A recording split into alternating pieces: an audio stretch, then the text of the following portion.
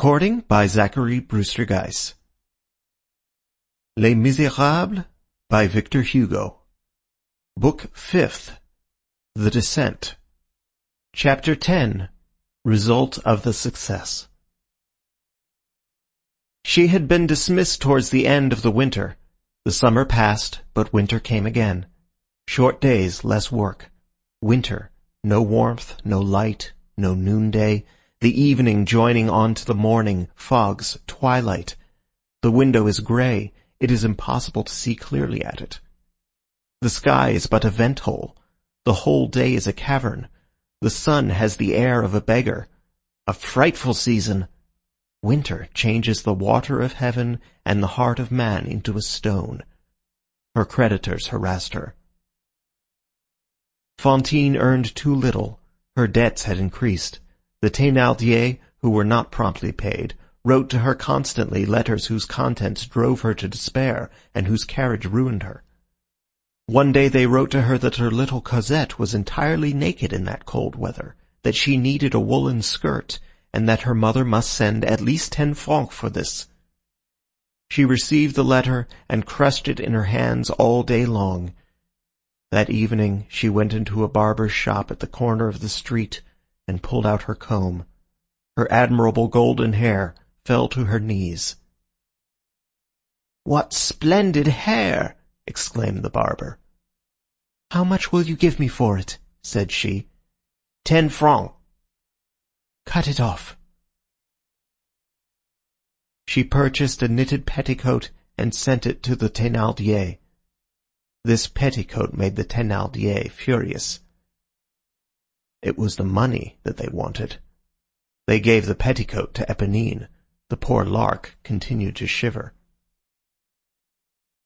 Fantine thought, "My child is no longer cold. I have clothed her with my hair." She put on little round caps which concealed her shorn head, and in which she was still pretty. Dark thoughts held possession of Fantine's heart. When she saw that she could no longer dress her hair, she began to hate everyone about her. She had long shared the universal veneration for Father Madeleine, yet, by dint of repeating to herself that it was he who had discharged her, that he was the cause of her unhappiness, she came to hate him also, and most of all. When he passed the factory in working hours, when the workpeople were at the door, she affected to laugh and sing.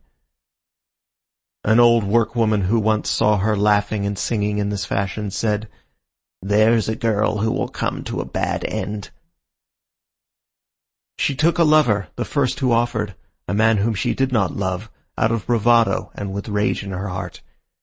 He was a miserable scamp, a sort of mendicant musician, a lazy beggar who beat her and who abandoned her as she had taken him in disgust. She adored her child. The lower she descended, the darker everything grew about her, the more radiant shone that little angel at the bottom of her heart. She said, "When I get rich, I will have my Cosette with me." And she laughed. Her cough did not leave her, and she had sweats on her back. One day she received from the Thénardiers a letter couched in the following terms. "Cosette is ill with a malady which is going the rounds of the neighborhood. A miliary fever, they call it. Expensive drugs are required. This is ruining us, and we can no longer pay for them. If you do not send us 40 francs before the week is out, the little one will be dead." She burst out laughing and said to her old neighbor, "Ah, they are good. 40 francs. The idea! That makes 2 Napoleons. Where do they think I am to get them? These peasants are stupid, truly." Nevertheless, she went to a dormer window in the staircase and read the letter once more. Then she descended the stairs and emerged, running and leaping and still laughing. Someone met her and said to her, "What makes you so gay?" She replied, "A fine piece of stupidity that some country people have written to me. They demand 40 francs of me. So much for you, you peasants." As she crossed the square, she saw a great many people collected around a carriage of eccentric shape, upon the top of which stood a man dressed in red who was holding forth. He was a quack dentist on his rounds, who was offering to the public full sets of teeth, opiates, powders, and elixirs. Fantine mingled in the group, and began to laugh with the rest at the harangue, which contained slang for the populace and jargon for respectable people. The tooth-puller espied the lovely, laughing girl and suddenly exclaimed, "You have beautiful teeth, you girl there who are laughing. If you want to sell me your palates, I will give you a gold Napoleon apiece for them." "What are my palates?" asked Fantine. "The palates," replied the dental professor, "are the front teeth, the two upper ones." "How horrible!" exclaimed Fantine. "2 Napoleons," grumbled a toothless old woman who was present. "Here's a lucky girl." Fantine fled and stopped her ears that she might not hear the hoarse voice of the man shouting to her, "Reflect, my beauty! 2 Napoleons! They may prove of service.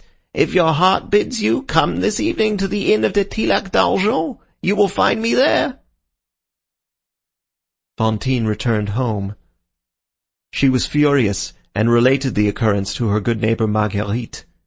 "Can you understand such a thing? Is he not an abominable man? How could they allow such people to go about the country? Pull out my 2 front teeth. Why, I should be horrible. My hair will grow again, but my teeth? Ah, what a monster of a man! I should prefer to throw myself head first on the pavement from the 5th story. He told me that he should be at the Tillac d'Argent this evening." "And what did he offer?" asked Marguerite. 2 Napoleons. "That makes 40 francs." "Yes," said Fantine, "that makes 40 francs." She remained thoughtful and began her work. At the expiration of a quarter of an hour, she left her sewing and went to read the Thénardier's letter once more on the staircase. On her return, she said to Marguerite, who was at work beside her, "What is a miliary fever, do you know?" "Yes," answered the old spinster, "it is a disease." "Does it require many drugs?" "Oh, terrible drugs." "How does one get it?" "It is a malady that one gets without knowing how." "Then it attacks children?"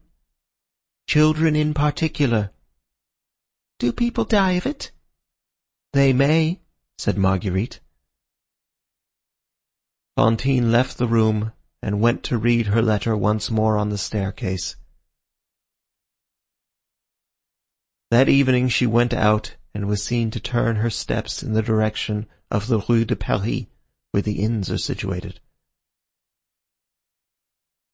The next morning, when Marguerite entered Fantine's room before daylight, for they always worked together, and in this manner used only one candle for the two, she found Fantine seated on her bed, pale and frozen. She had not lain down. Her cap had fallen on her knees. Her candle had burned all night and was almost entirely consumed. Marguerite halted on the threshold, petrified at this tremendous wastefulness, and exclaimed, "Look! The candle is all burned out! Something has happened!" Then she looked at Fantine, who had turned toward her head bereft of its hair. Fantine had grown 10 years older since the preceding night. "Jesus!" said Marguerite, "what is the matter with you, Fantine?" "Nothing," replied Fantine. "Quite the contrary. My child will not die of that frightful malady, for lack of succor. I am content." So saying, she pointed out to the spinster 2 Napoleons, which were glittering on the table.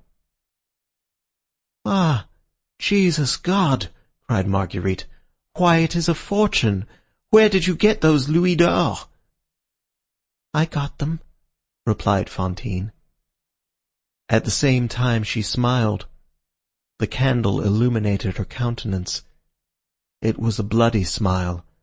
A reddish saliva soiled the corners of her lips, and she had a black hole in her mouth.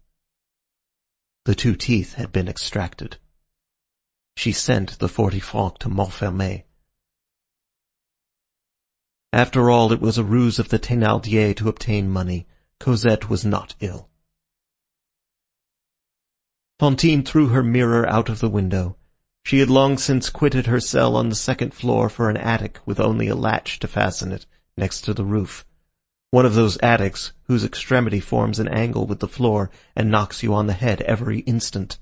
The poor occupant can reach the end of his chamber as he can the end of his destiny only by bending over more and more.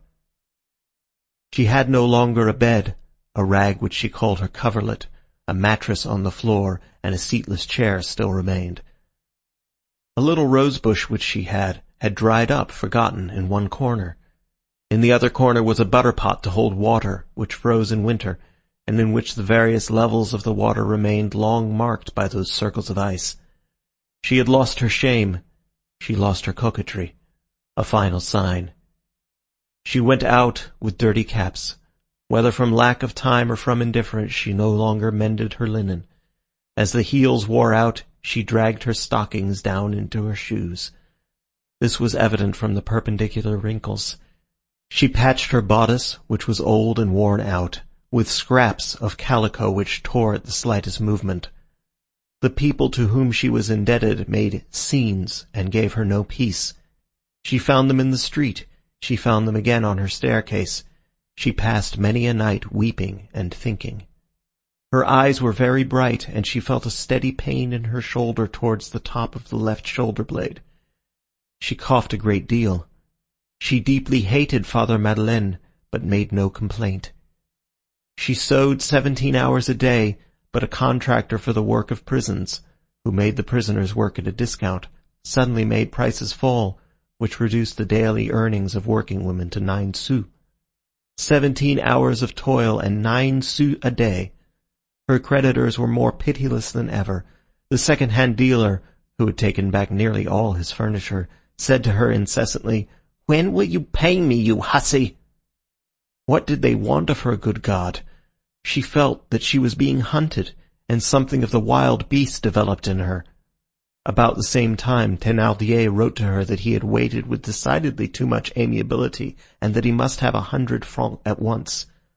Otherwise he would turn little Cosette out of doors, convalescent as she was from her heavy illness, into the cold in the streets, and that she might do what she liked with herself, and die if she chose. 100 francs, thought Fantine. But in what trade can one earn 100 sous a day? Come, said she, let us sell what is left.